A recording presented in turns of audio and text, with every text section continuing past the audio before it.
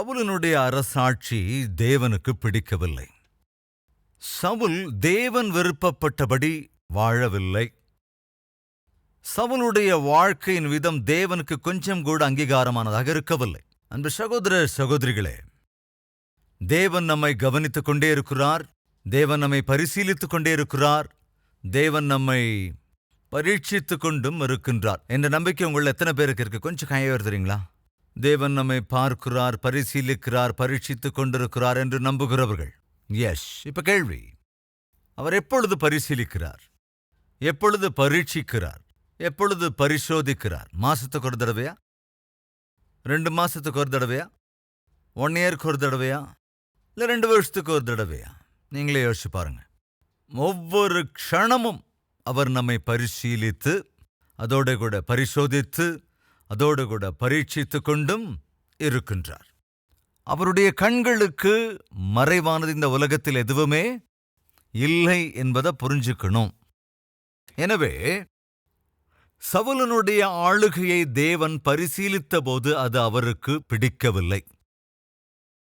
சவுலுடைய ஆளுகை தேவனுக்கு பிடிக்காத போது ஆட்டோமேட்டிக்கா சவுலை கூட தேவனுக்கு பிடிக்கவில்லை. உதாரணத்துக்கு, காயின் கொண்டு வந்த காணிக்கை தேவனுக்கு பிடிக்கவில்லை. எதற்காக காயினுடைய காணிக்கை தேவனுக்கு பிடிக்கவில்லை என்றால், நல்லா கவனிங்க, ஆக்சுவலா காயினே தேவனுக்கு பிடிக்கவில்லை. ஏன் காயினை தேவனுக்கு பிடிக்கவில்லை என்றால், காயினுடைய வாழ்க்கை தேவனுக்கு உகந்ததாக இல்லை. எப்பொழுது காயினின் வாழ்க்கை தேவனுடைய விருப்பத்துக்கு உகந்ததா இல்லையோ, வாழ்க்கை அப்படின்னா நாம் செய்கிற காரியமாக இருக்கலாம், நம்முடைய எண்ணங்களாக இருக்கலாம், நம்முடைய வாழ்க்கை நடைமுறைகளாக இருக்கலாம், இவைகள் எல்லாவற்றையும் கூட தேவன் பரிசீலிக்கிற போது அன்று காயினை தேவனுக்கு பிடிக்கவே இல்லை.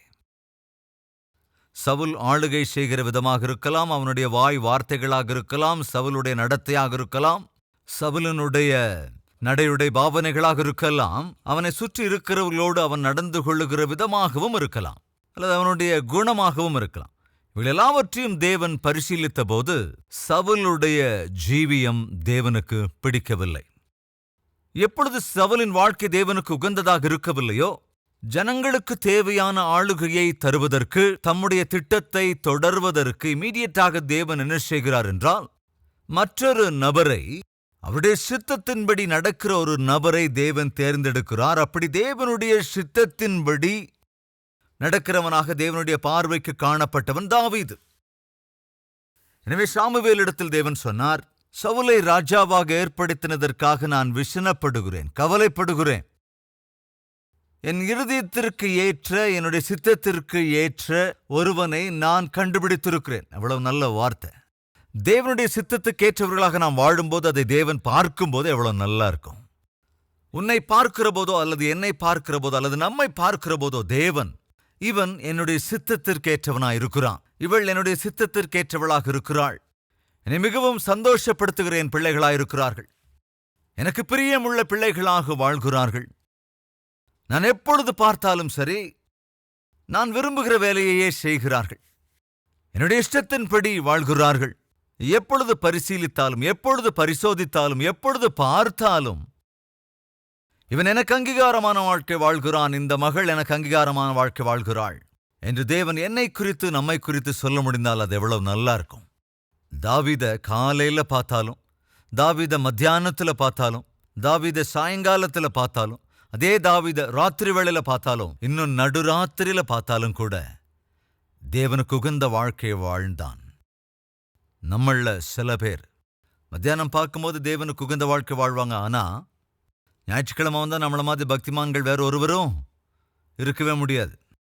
ஆனா நம்மள எத்தனை பேர் எந்த சமயத்தில் தேவன் பார்த்தாலும் சரி, அதாவது ஒரு சந்தர்ப்பத்தில் தாவீதே சொல்றான், கர்த்தாவே, ராத்திரி நீர் என்னை பரிசோதிக்கிறீர், நீர் என்னை பரிசீலிக்கிறீர், ஆனாலும் என்னில் எந்த குற்றமும் நீர் காணவில்லை. ஒருவேளை ராத்திரி நேரத்திலே தேவன் நம்மை பரிசீலித்தால், தம்பியே தங்கையே, எல்லாரும் தூங்கிட்டா போதும், ஒரு டிஃபரண்டான ஆள் வெளியே வந்துருவான், ஒரு பாவம் நிறைந்தவன், பாவம் நிறைந்தவள் வெளியே வந்துருவாங்க. தேவனுனை ராத்திரி வேளையிலே பார்க்கிற போது, தேவனுனை தனிமையில் இருக்கும்போது பார்க்கும்போது, தேவனுன்னை நீ ஒற்றையாயிருக்கும்போது பார்க்கிற வேளையில் என்ன செய்து கொண்டிருக்கிறாய், நீ என்ன செய்கிறாய், ஒருமுறை கொஞ்சம் சிந்திச்சுப்பார். அன்பு சகோதர சகோதரிகளே, இந்த கட்டாயம் நம்மை நாமே பரிசோதித்துக் கொண்டே ஆக வேண்டும். தேவன் உன்னை பார்க்கிற போது நீ அவருக்கு பிடிக்கலையோ என்னவோ, நீ செய்கிற வேலை அவருக்கு உகந்ததாக இல்லையோ என்னவோ, நீ பார்க்கிற பார்வை அவருக்கு உகந்ததாக இல்லையோ என்னவோ, உன் வாய் வார்த்தை அவருக்கு உகந்ததாக இல்லையோ என்னவோ, உன் நடத்தை அவருக்கு உகந்ததாக இல்லையோ என்னவோ, உன்னுடைய ஆவிக்குரிய வாழ்க்கை தேவனுக்கு உகந்ததாக இல்லையோ என்னவோ, உன்னுடைய ஊழியம் தேவனுக்கு ஒருவேளை உகந்ததாக இல்லையோ என்னவோ, ஒரு முறை நம்மை நாமே பரிசோதித்துக் கொள்ள வேண்டும். 2 கரங்களையும் உயர்த்தி ஆண்டவரிடத்தில் இந்த வேளையில் இருக்கிறபடியே நாம் ஜெபிக்கலாமா?